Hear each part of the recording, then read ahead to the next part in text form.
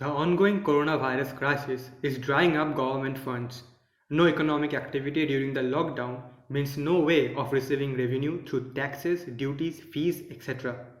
On the other hand, government has to constantly spend funds to fight the ongoing pandemic, procure test kits, PPE or personal protection equipments, ventilators, deploy healthcare workers and police officials.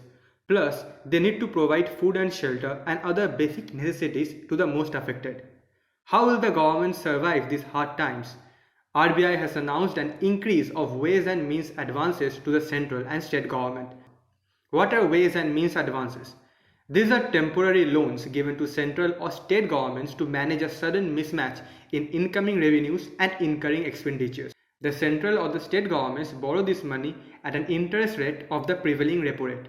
That is the rate at which commercial banks take short-term loans from the central bank.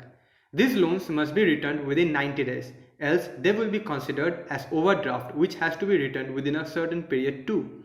Every quarter, a limit is set as to how much can the governments borrow from the central bank. Governments can also withdraw more than their preset limits, but then that amount will be treated as overdraft and will attract an interest of 200 basis points above the repo rate. But now, RBI has increased this limit to almost over 60% of what was the limit on March 31, 2020. Thus now the government can borrow more at a lower interest. The overdraft facility has also been relaxed as now the repaying of the amount borrowed in excess of their ways and means advances limits can be repaid in 36 to 50 days, increased from previously 14 to 21 days.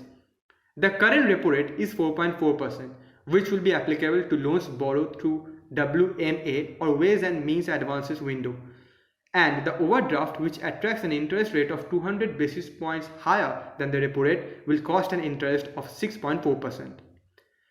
Hoping this will provide some relief to both the governments at the center and the states.